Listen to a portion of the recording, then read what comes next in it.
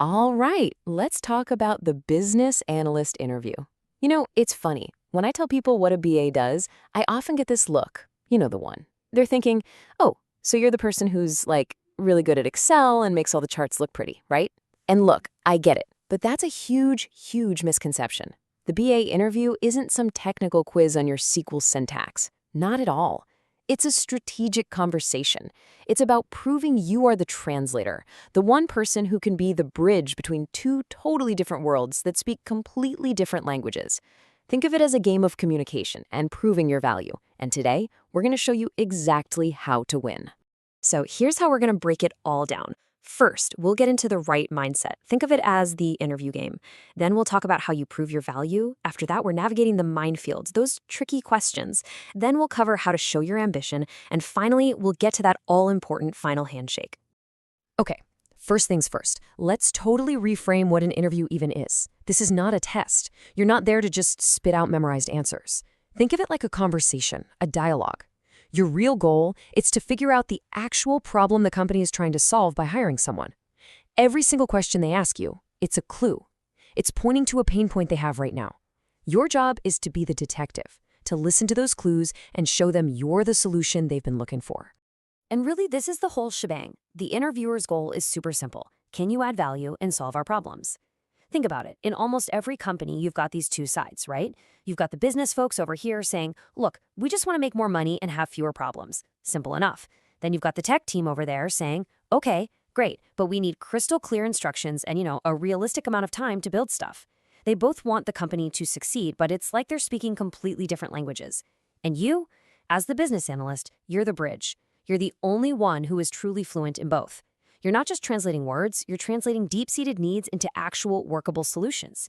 If you keep that idea in your head, every answer you give is going to have real purpose. All right, with that mindset locked in, let's dive into the core of it. This is where you connect your skills to what they desperately need. It's all about proving your value. And of course, it always starts with this one. So why should we hire you? The classic. It sounds so simple, right? But make no mistake, this is a huge test of your confidence and how much you've prepared. They're not asking you to just read your resume out loud. They're basically handing you a microphone, putting you on stage, and saying, okay, go ahead, sell me on you. A shaky answer here can really set a bad tone for the rest of the conversation. So here's the strategy. You got to be concise, but you've got to connect your skills directly to their bottom line, their profitability. Mention your experience, for sure, but also hammer home that you're a team player and a quick learner. Look, it's a formula. Don't just say, I have 5 years of experience. So what? Connect it. Try something like this. Well, in my 5 years at my last company, I really honed my ability to be that bridge between the business and tech teams.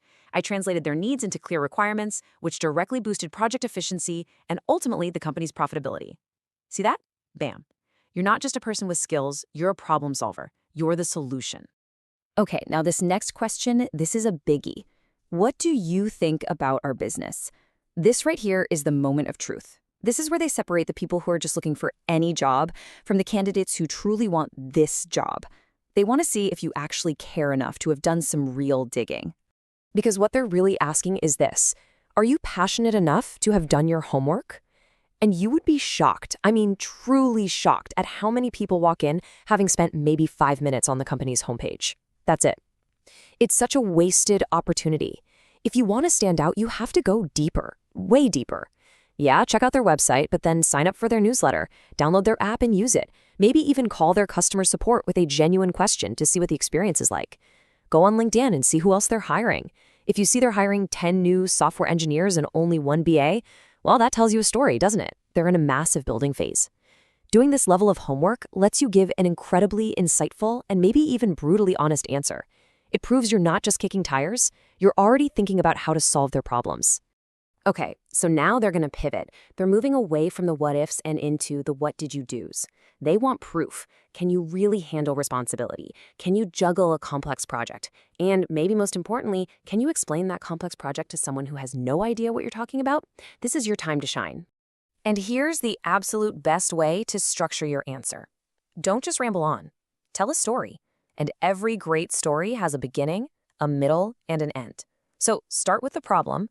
What was the fire you were hired to put out? Then talk about the process. Who was involved? How did you navigate it? And finally, the impact. What was the result? What changed for the company because of your work? This framework is golden because it shows you think in a structured, results-oriented way. For example, for the process part, imagine this scenario. Well, the CEO wanted 50 new features by Monday. Obviously impossible, so I stepped in and used the Moscow method to prioritize. We figured out what we must have, what we should have, what we could have, and what we won't have for this release. It was a game changer. It gave us a way to politely tell the CEO no on some things by showing them we were laser-focused on delivering the highest value features first. Now that is a story that shows your power as a BA. Oh, I love this next question. So if you started tomorrow, which data silos or areas of the company would you look at first? What a great question, because it immediately puts you in the driver's seat. They're asking you to act like you're already part of the team. And listen, this isn't really a test of your technical chops. It's a test of your logic, your strategic mind. The actual answer you give is way less important than the thought process you show to get there.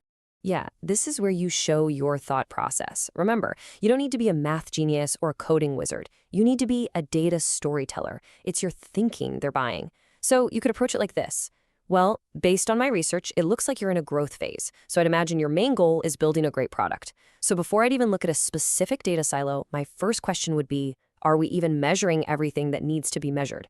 Are we sure we're tracking the right things to see if we have product market fit? An answer like that shows you're not just there to crunch numbers. You're there to ask the right questions. And that's what a hard skill like SQL is really about, isn't it? It's not about complex coding. It's about learning the language to ask a database a really smart question and get an honest answer back. Okay, so you've proven you're smart and strategic. Awesome. But the interview isn't over. Now comes the part designed to figure out who you are as a professional. We're about to navigate the minefields. These are the tricky questions that can trip people up, but if you know where to step, you'll walk right through them. And here's a big one they always ask. So why did you leave your previous company? Let me tell you, interviewers love this question. It's like a little window into your soul. They're listening very carefully for your tone. Are you blaming people? Do you sound bitter? Your answer here tells them everything they need to know about your maturity and how you handle yourself when things get tough. And look, the difference between a good answer and a bad one here is just night and day. A huge red flag is saying something like, my old boss was terrible and the company was a mess. Don't do it. The number one rule is never, ever badmouth a former employer, even if you feel totally justified. The only thing the interviewer hears is this what they're going to say about us in a few years? Instead, you give the green flag answer. You frame it positively. You say, I'm looking for new challenges and opportunities for growth. It's about moving towards something better, not running away from something bad. And here it is. The one everyone dreads. So, what are your salary expectations? You can just feel the collective panic, right? You don't want to go too high and scare them off, but you definitely don't want to go too low and sell yourself short. It's a classic pressure test, but it's also a huge opportunity. So let's figure out how to handle it. First things first, do your homework. You have to be grounded in reality. Now, the average base salary for a BA in the US is around $77,000, but that's just an average. It can change a lot based on your location, your experience, the industry, so get online. Use sites like Glassdoor or Payscale to find out what the market rate is for this exact role in this city. Knowledge is power here. You need to walk in armed with data. And here's the key tactic. Avoid responding with a single number. The second you say one number, you're stuck. You've limited your chances. Instead, you give a thoughtful range. A great pro tip is to make the bottom of your range the number you're actually hoping for. That gives you room to negotiate up. And always, always add this little phrase at the end. But of course, I'm flexible depending on the total compensation package. That signals that you're thinking about bonuses, benefits, the whole shebang. It makes you look like a savvy professional, not just someone focused on one number. Okay, let's talk about the future. Because a great company isn't just hiring you for the job you'll do tomorrow, they're investing in you for the leader you could be in a few years. They need to know that you've actually thought about your career and that your ambitions line up with where they're headed. This is where you show you're not just a temp fix, you're a long-term investment. So you'll probably get questions like, would you like to be a manager someday? Or where do you see yourself in 2 years? And really, these are two sides of the same coin. They're both trying to figure out one thing. What's your ambition level? Do you want to climb the ladder, or are you happy just being really, really good at your job? There's no wrong answer here, but there is a smart way to frame it. The strategy here is to be honest, but also to sweeten the deal a little. If you do want to be a manager, that's great. Say it. But frame it in a way that shows you're focused on the now. Something like, long term, I would absolutely love the challenge of leading a team. But honestly, for the next couple of years, my main goal is just to become an expert in this role, learn everything I can, and add as much value as possible right here.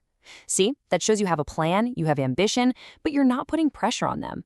And hey, if they push back and say there aren't many management tracks, don't sweat it. For people who do great work, things have a funny way of changing.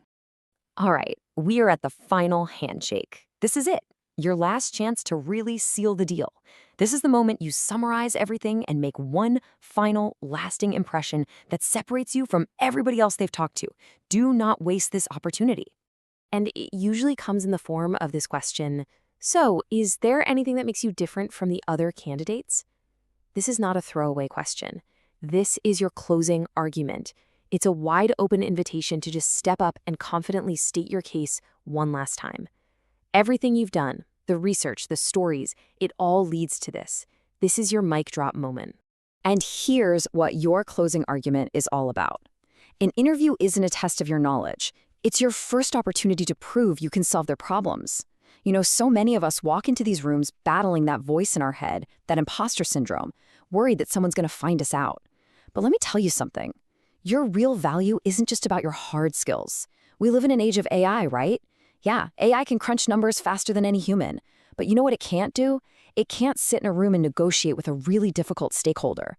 A machine can't understand the subtle nuances of a company's culture to get everyone on the same page. That's the human element. That is your unique value. You aren't just an analyst. You are a problem solver, a diplomat, a strategist, all rolled into one. So please remember this. An interview isn't a test. Think of it as your first day on the job, and your only task is to prove you're the one who can solve their problems. You walk in with that confidence, and you're not just going to win the game. You're going to get the job.